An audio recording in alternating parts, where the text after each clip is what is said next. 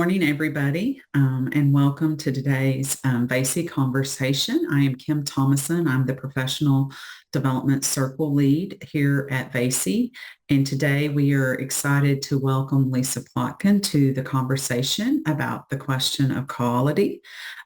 Lisa has been in the early childhood education field since 2004, working in DC, Boston, and Richmond. She consults with schools and educators across the country. She's involved in the Paradigm Project, a grassroots initiative to multiply the seeds of excellence in the Jewish early childhood education community. Here are voices. Also, she's working with that program and initiative promoting early childhood advocacy for families, educators, and programs. Lisa curates relational experiences for Jewish families with young children as the PJ Library Coordinator here in Richmond, Virginia. Following an inspiring adventure with the National Association for the Education of Young Children at Capitol Hill to advocate for the rights of early childhood educators and families and young children in February of 2023, she helped start Virginia Early Childhood Advocates, a grassroots group that explores the current state of early childhood policy here in Virginia. She continues the advocacy conversation and action, providing a safe space to ask our own early childhood policy questions, which we're very thankful for. Lisa is a proud participant and log keeper and public policy rep for us here at Virginia Association of Early Childhood of Young Children.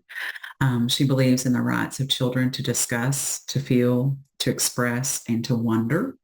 She believes educators are learning along with children at all times, and that educators deserve and need quality dialogue and reflection outside of the classroom. What wonderful things that we hope all can do. As a lifelong seeker of professional development, Lisa holds a master's degree in early childhood education, a postmaster's certificate in early childhood practice, policy, and research, and in her spare time is currently pursuing her doctoral studies in early childhood education leadership. So again, we're just thrilled and want to give a warm welcome to Lisa to lead us in this conversation this morning. So welcome, Lisa. Thank you, Kim. That was so nice. Thank you very much. And for this opportunity, I am grateful. I love professional development, and I hope that everybody who is watching and joining us today can feel inspired by the space to dialogue and reflect together. And that's essentially what keeps bringing us here into this type of space. As Kim and hi, Jacqueline. As Kim mentioned, I'm one of the founders for VECA, Virginia Early Childhood Advocates, and that's kind of where this whole question of quality came up for me a few months ago in one of my classes about cultural trends in early childhood education. Was reading a book called Alternative Narratives in Early Childhood, and started seeing these challenges to the word about surrounding the word quality. And I think that is where this conversation originated. Because as I was thinking about VECA and advocacy for early childhood, I was thinking about when we're talking about high quality in our programs, in our relationships, in our education and learning with children, well, when we go to advocate to our elected officials and our representatives, if we haven't really understood what we're talking about when we say quality, because in VECA and in any other advocacy space, a lot of different people are coming together all at the same time and with many different backgrounds, and which is wonderful. And yet we're always using this word quality. So what exactly do we mean by that? And if we don't know exactly what we mean, if we mean something different from each other, then how in the world are we supposed to explain to our officials, our elected officials, our lawmakers, when we're advocating? How are we supposed to explain what we mean? And if we don't know, if we're not aligned, how are they supposed to understand and then follow through with what it is that we need. We have to have that question discussed between us first. Hi, Susan. I would love for anybody who's willing to turn on their video so we can have our conversation together. And please, please, please unmute, because this is not a lecture. This is a conversation between us. That's the whole point of professional development in my eyes, is dialogue and reflection and really thinking and acting and interacting with each other so that we can show up better for our families, our educators, and ourselves. So let's dig in a little bit. I have a couple of quotes prepared for you. But first, maybe we should back up and let's hear Susan and Kim and Jen and Jacqueline, if anybody would unmute. What are your thoughts on quality in early childhood education? Let's just start where we are.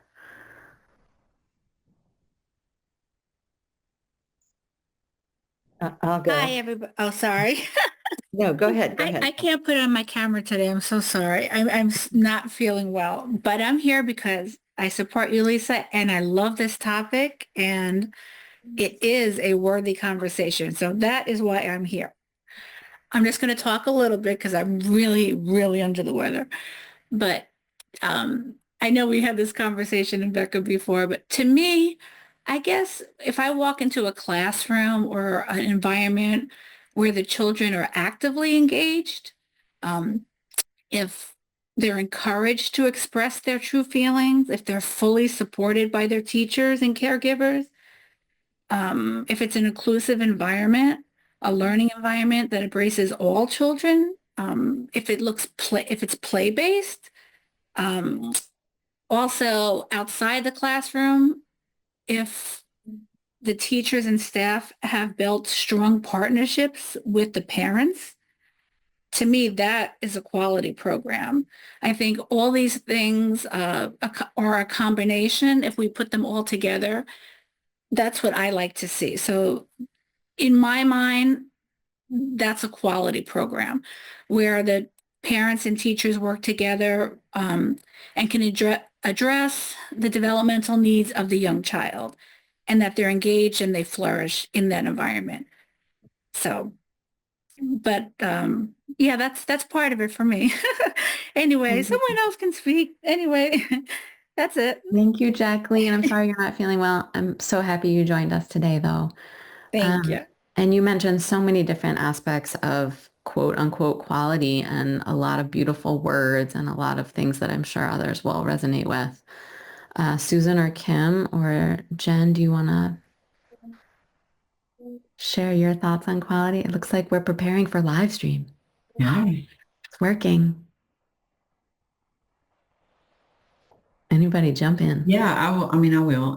And I think I 100% agree with what you said. I think the things I would add is responsive caregiving, you individualized, so we're following those children's interest in their developmental space and where they're at developmentally.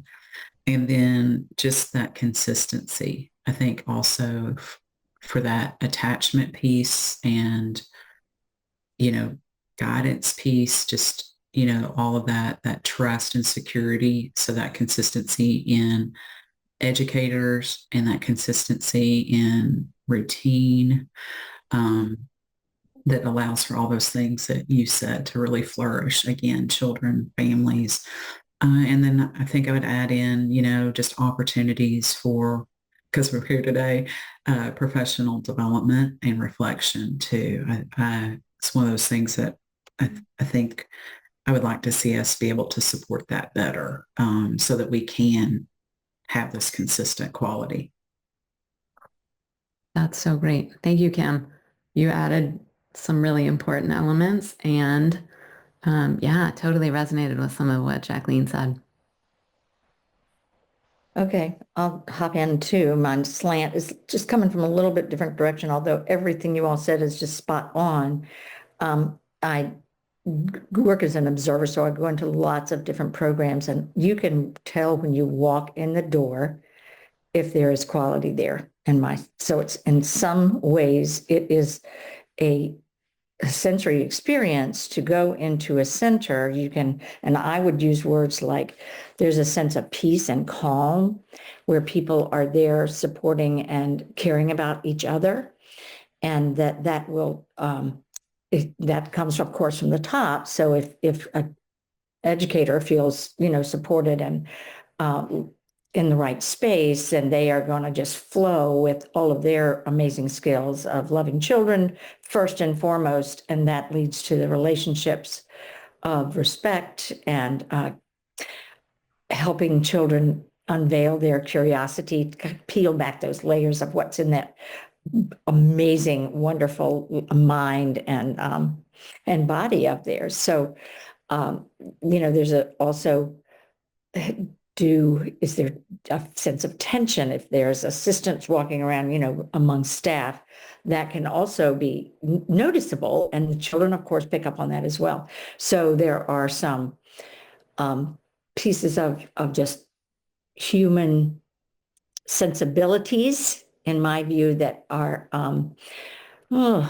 want to say maybe in just an overarching sense that you get when you go into a school, and then you can begin to parse out, okay, what is it about this? Is it the positive interaction of the teacher first, and then the response of the child? And particularly when you get to a situation where there is conflict, is that something that can pretty easily be managed with respect? So many ways of humanity's treatment of one another, I would say, are in large part a piece of this quality.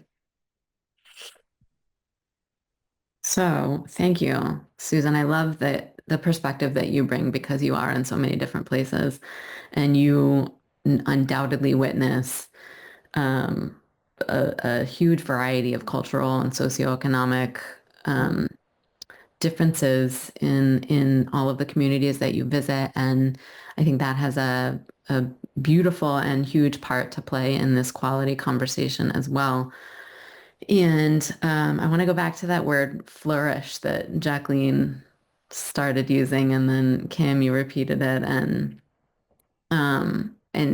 then moving forward to what Susan said about the sensory experience. I have this question written down: what does quality look like, feel like, taste like, smell like? And it is so sensory. And I love also, Susan, you said you can feel it the moment you walk in. And how in the world are we supposed to articulate that, teach that, inspire that, and then help our lawmakers understand that? So this conversation goes way beyond this short time that we're here together. Obviously, it's clearly ongoing, and all across the country, all across the world, we're trying to figure out how to communicate these needs to our lawmakers. And yet here we are still doing it. So this is great. We're advocating all the while.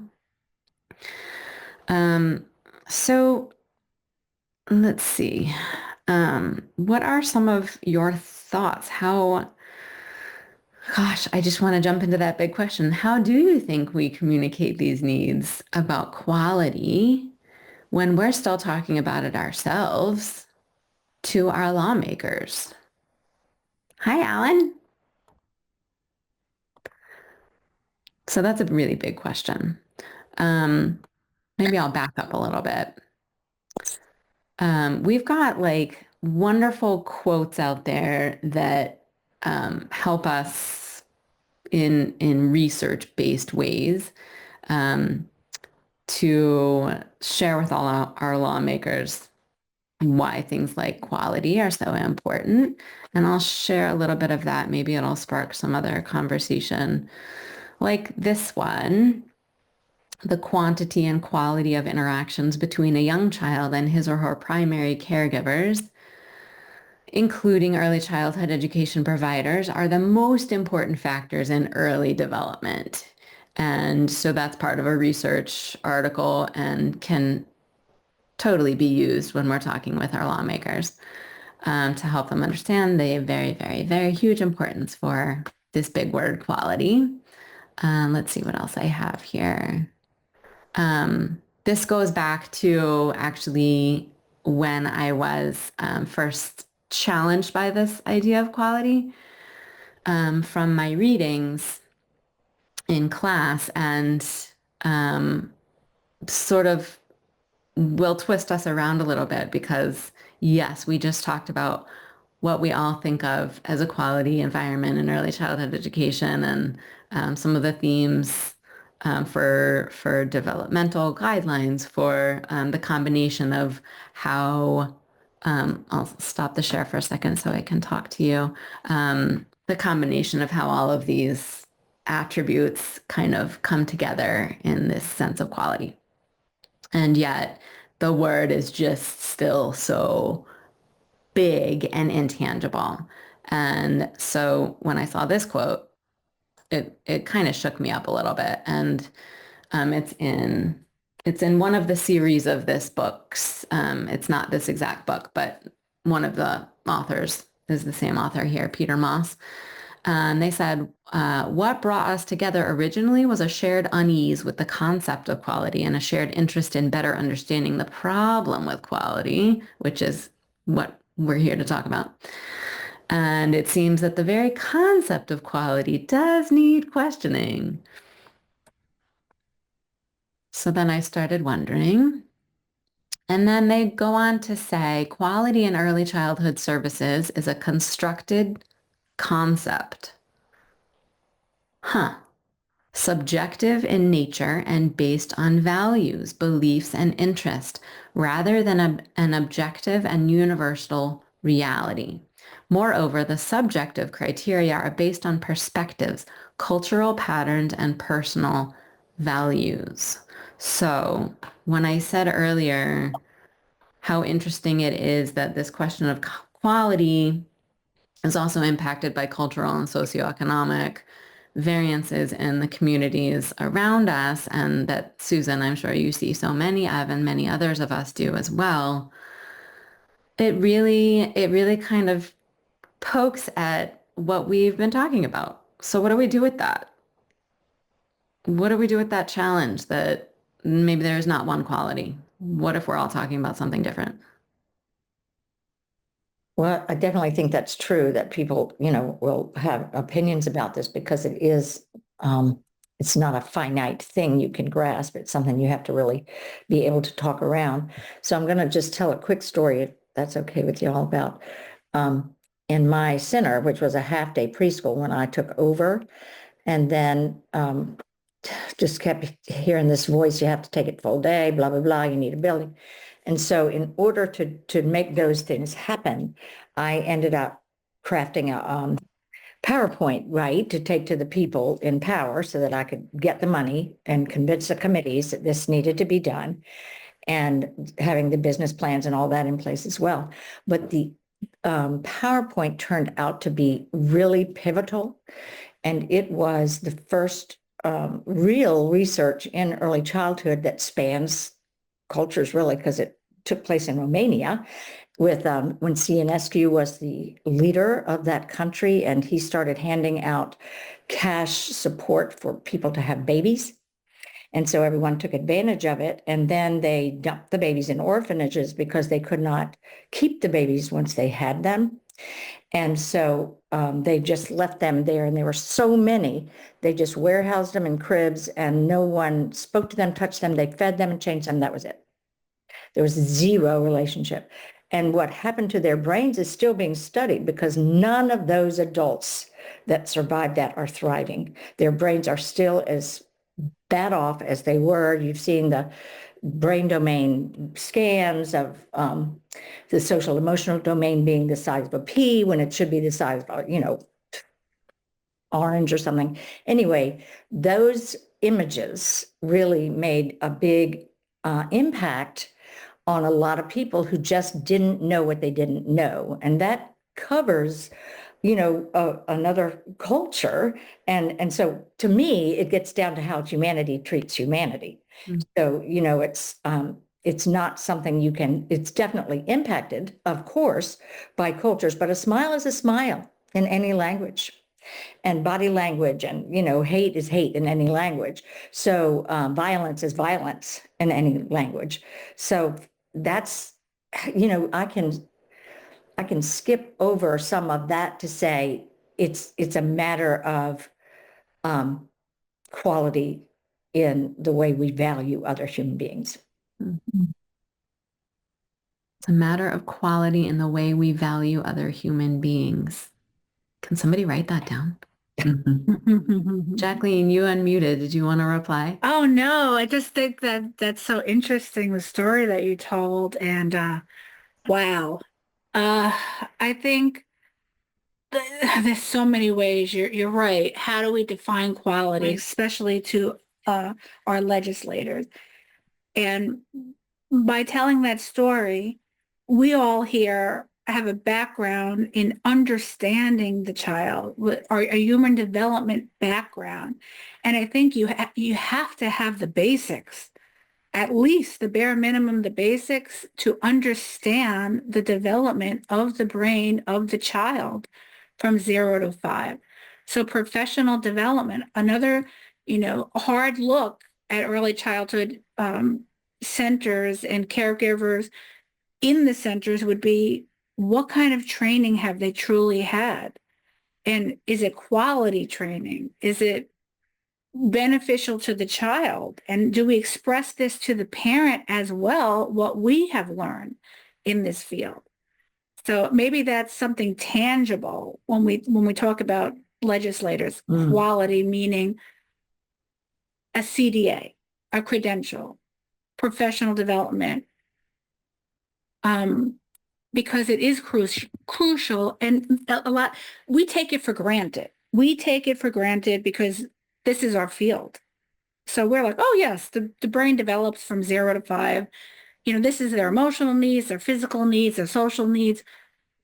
But maybe the average person does not know what we know. So I guess we have to express that in order to work in this field, you should know these basics and tap into the emotional readiness of the child as well. Thank you so much. Susan, I'll go back to what you said first. Yes, that story is absolutely memorable and so impactful. And I'm glad that it made such a helpful difference for your program and in your advocacy too. And I just love the human to human connection and communication opportunity that is embedded within this whole concept of quality. And then Jacqueline, you brought something up. We've all been swirling around the basics of human development, that educators need to understand some of those basics about children, their brains, their needs, their Maslow's hierarchy of needs. I know there's different Right. opinions about that theory, but that all of that is so important. And we do need to have a basic understanding of that. Somebody who has never experienced working with children coming in to care for them all day long, that's going to look very different from somebody who may have a CDA and have exposure to some of those ideas. And yet, I Right. will toss in a wrench and say, does a credential make a skilled educator? There's a chicken or the egg Right. scenario. So you've got, I'm sure we've all encountered some educators who are simply, what do we say, naturally, they have a natural affinity for working with children and families, and they do not have a credential. Maybe they can't read. Maybe they have some reason that they can't go get a degree or Right. take classes, or they can't Right. participate in professional development the way that it is accepted in their state. How does that play into quality, and is it fair? Is it okay to say I'm going to hire somebody with a master's degree in early childhood education, and I'm not going to hire this person with 0 degree who just has been working with families in their community because they love it and they have a high school degree. What do we do with that? How does that play into quality? There's a lot of ways we can take that conversation. What do you all think? And hello, Pat, welcome. You're welcome to turn on your video if you're comfortable. That's a great point, Lisa. And when you think of it, I mean, some of the best caregivers are the grandmas, the aunts. They're not trained in the field. So we have to balance, education, knowledge with that what Susan had said and Kim had said about being a natural caregiver, compassion, understanding, kindness. So, wow, oh boy, there's a lot to this topic. But you're right. Yeah, I don't believe that I've seen plenty of teachers with very high degrees who probably shouldn't be working with children. So, I hate to say that, but we've seen it. Sometimes you know everything, but there's a component that's missing. So you definitely need that caring and understanding component. But yeah, you made a lot of good points. Anybody else? Feel free to jump in. I love the caring and the compassion component. That is, to me, that's also so important. Completely essential, and yet cannot be taught. I don't know. Cannot be. How does that play into advocating to our lawmakers? What part does that have in their decision-making process? I don't know. I remember at one point thinking, when I would hire teachers, I would think, we used to, well, I'm old enough that the Myers-Briggs was the gold standard of being able to understand emotional, maturity and development. And I thought about that. I thought if I had a test for early childhood for my teachers that could help me understand how they value other human beings and, do they like them? Wow. The ones and all of that, what a better marker that would be for me than to see that you have, done your lesson plan in good order. Right. Mm-hmm. Well, I'll just kind of jump in here because so much of this just is totally agreement on my part. I do believe I always kind of throw responsive caregiving, which encompasses all those things that we're talking about, that respect, that curiosity, that, reflect, relate, peace. But also I think one of the things that I've probably been most, proud of, I guess, to see is the change in language around early care and education, that we're no longer separating the two out, and really moving towards that, the recognition that at any walk in life and any stage in life, we have to have both to be successful. But I think that individual piece is so crucial to what we're talking about, particularly when we're thinking across cultures, across communities. Even within the New River Valley, we have 5 counties, 5 localities, 1 city, 4 counties that make up this portion of the state. And they're minutes from each other, but the culture and the communities are very individualized. Of course, we have that Southwest Virginia Appalachian culture at the root, but then, we have 3 higher ed institutions, we're kind of our own little golden horseshoe, if you will, here in this part of the state that's very varied. So I think when we think about the fact that there are key ingredients, research shows us this, best practice, development practice shows us, key ingredients, but it's important to individualize those for the children, the families, and the educators who work alongside this to really have that holistic approach. And so I think that's the unraveling. I think there's not in my work, I have yet to find one instrument that measures this. We tend to try to grab these instruments that say this measures Right. quality, but it's a piece of it. It's a moment in time that I think we have to look much broader.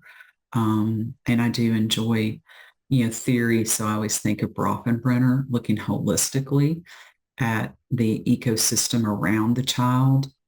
So it is going to look a little different depending on the programs or the interactions with children. But at the bottom are the ingredients there. It's kind of like I always think about my grandmother and baking, that we have so many wonderful recipes that we know the ingredients, but she had her special way of putting them together that we don't have that would make this one special thing. And I think we have to think about that, how we mix that for each child, particularly in today's setting, because we all, even within within our little hub, are bringing so many things, different things to the table, even if, culturally or community based, we're very similar, that those individual experiences, I think, are more prevalent in the classroom than we've seen in the past. And for our families, we're all, I feel like that's increased the awareness to need to really, as Susan and everyone said, really respect and see children and families as kind of a first step, and then build in those ingredients that we know, those experiences that we know we need as humans to develop. Oh, back to the human component. I love that. I love that analogy, Kim, so much, to baking and ingredients. Yeah. What a great PD. I would totally come to a PD about baking, and recipes and ingredients. That's just so smart. I don't know about that. Yes. That's kind of the way I'm thinking this morning anyway. Right. I mean, metaphors are so strong when we're telling stories too, when we're advocating. That's really, Right. it brings us all together and it helps normalize something that other people are familiar with. So I loved that also. I think you brought up so many different things, Kim, and I love what you said about individualization, and you alluded to not only individualization for children, each child, which Alan in the chat kind of mentioned that a little bit as well, thinking about teachers and caregivers and balancing their interactions with children so as not to reduce or interfere with genuine engagement and learning. Whole different conversation as well. But individualization also with programs and cultures. So one program is not going to, the quality in one program might be different from the quality in another program, but still both high. And then I think about, like, Susan, with your experience in different, visiting different centers, I sort of want to ask, so you said you can sense it when you walk in. So all of these things that we're talking about, yet we can't articulate them all so exactly to have a cookie cutter quality system everywhere. That's just not possible. And yet there are things that, like you were talking about, the human component and seeing families first, seeing children first. And then of course the next hour is, what does that mean? But the things that really constitute quality between different centers that are the human-based pieces, I feel like maybe that's what we're all saying. Maybe those are the most essential elements. By the way, I don't have the answers here. I'm thinking and talking with everybody at the same time. So any comments to that, Susan? Like the things that are the same everywhere that you seem to be able to sense that are good quality. Do a lot of work in that space. And, I also have a theological background, which is where a lot of this comes from. So it is, definitely brings in your viewpoint of how you view other people, and do they have value to you at all? So, and some cultures teach that they don't. Some cultures teach that women don't have value. So, we are aware of these things. I think, we have to look at what can we pull that's not that negative, which is body language, tone of voice, facial expressions, smiles, that the things that are similar, that are positives. I mean, when Kim was talking, I'm just going crazy. And I'm going to tell another story. And you can say, Susan, you've had your turn. It's enough at any time. All right. I just came back from the High Point Furniture Market. Have any of you been there? I had never been there. No. Never been there in my life. And I was, surprised in many ways. But one of the things that I took away from it was that in the center of the area, that or many streets, was this place called The Point. And that's where you could come in and just have conversations with other people that are in your field, and learn how to get better, learn how to make more money, better business strategies, blah, blah, blah. And I thought, that is the most curious thing. It was a trailer.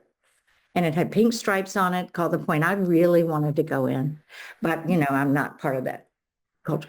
But as Kim was talking, I'm going, oh my gosh, wouldn't it be so fun to have a little bakery where you go in and you learn these recipes for quality food? Because, that's food is something every culture has, that people value.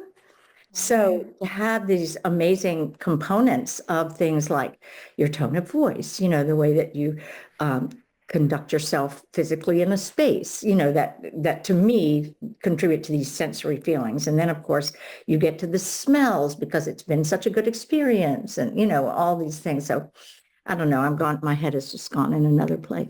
So that's enough. Sorry. You bring up another story for me too. Thank you for sharing, Susan. That it was a wake-up call for me, probably in the cultural realm, something that I wasn't used to. And I passed a classroom, and the educators' voices were super loud.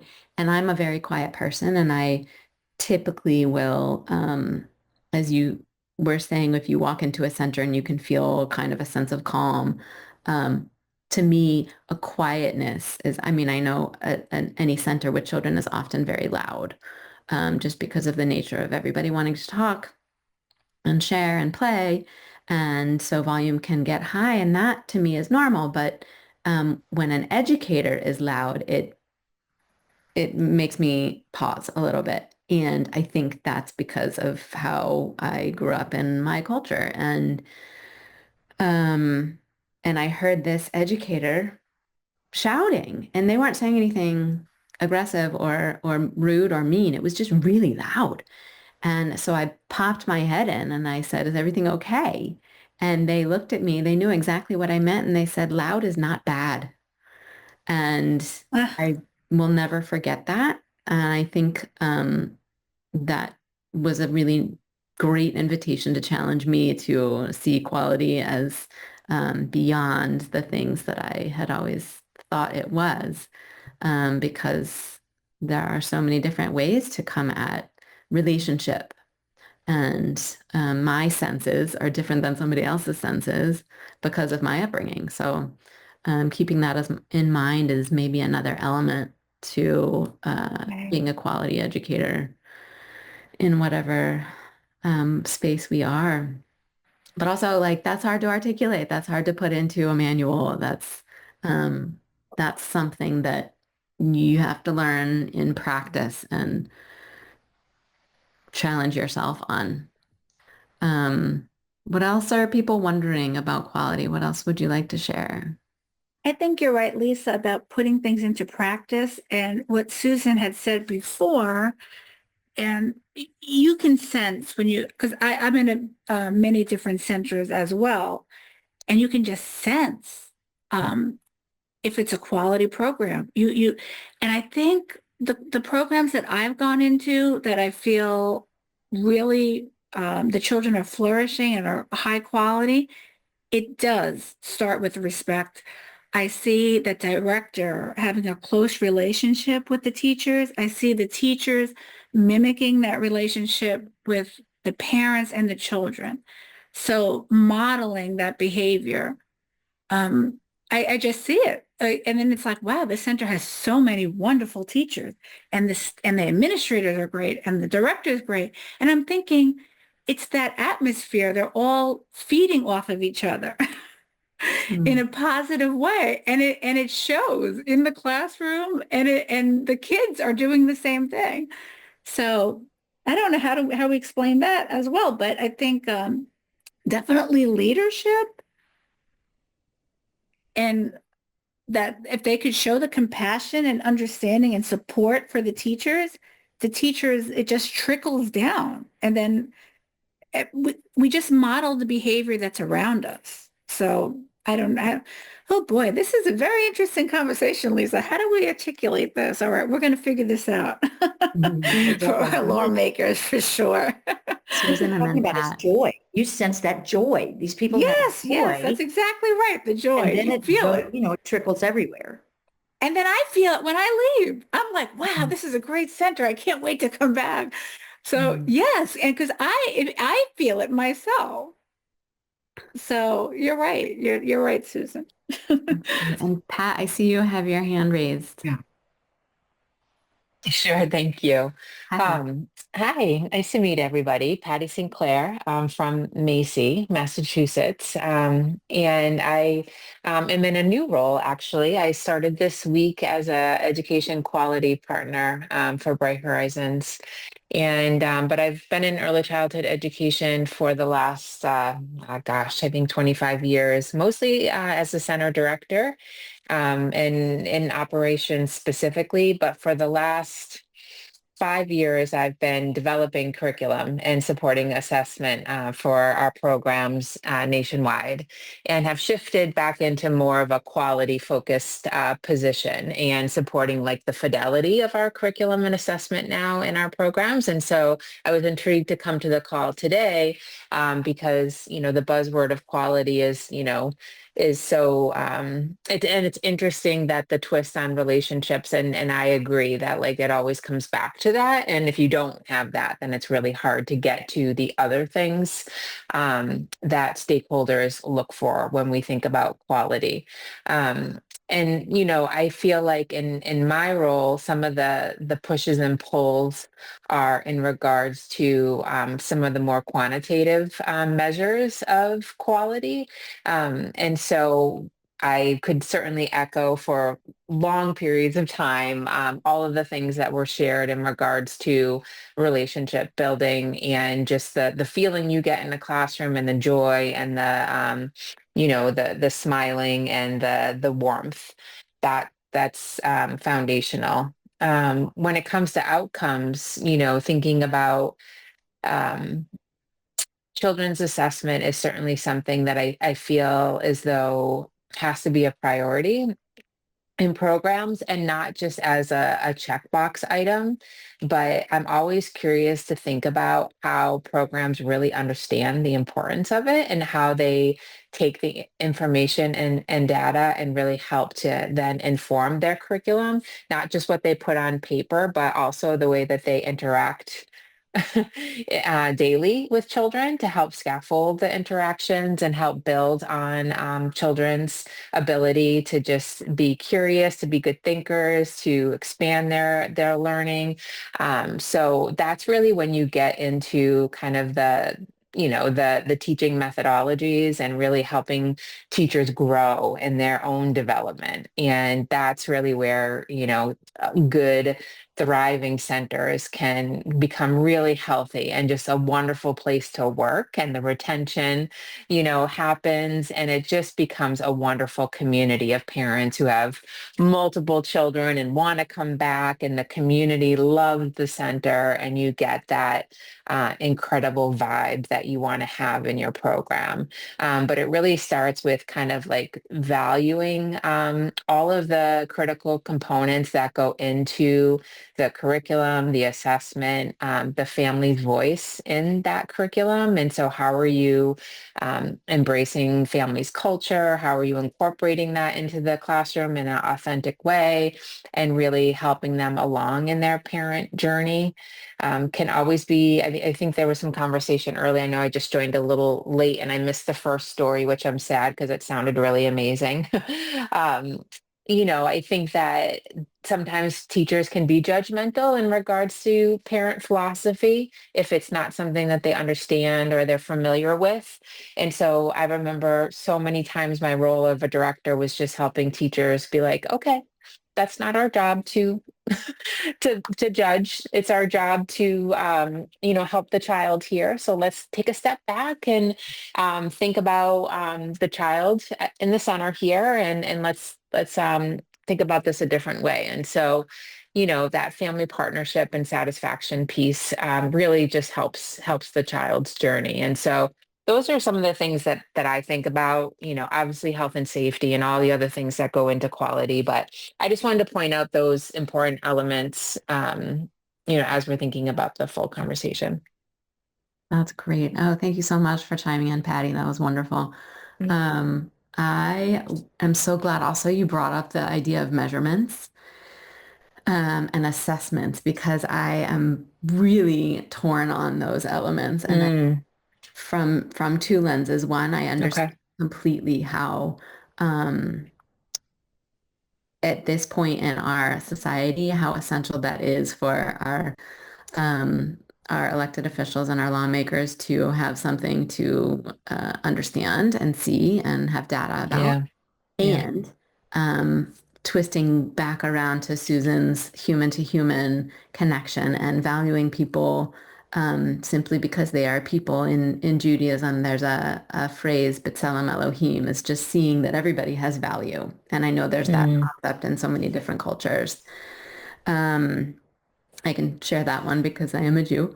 But to me, often the measurements and how we do assess children, we have tests and we compare children in this one center and this other center, and then we put all the data together, and then we have sheets with data, and that's what we're bringing as our information to our lawmakers. And then I think, but the family connections that you were talking about, Patty, that those intangible elements, isn't that what's more important in our human to human interactions, and elevating children to have their voice, elevating families to have their voice? And so sometimes I don't know what to do with the need that we have for measurement in society. And does that mean quality? Is that a different conversation? Yeah, especially when, all the universal pre-K that's out there now. I mean, talk about like just so much data is being collected and so much time away from children to collect this data, which is really kind of problematic from my perspective. It's kind of over the top when we're talking about children under 5. And just the rigid curriculum that's expected just feels like it takes away some of the teachers' autonomy, which is, I feel like also is problematic. And it gets towards that, like, more elementary, higher grade level approach kind of being filtered down. And so I worry about that getting pushed down even to younger ages, 3 and 2. And, it's like, come on, we're still changing diapers. We can't worry about all that.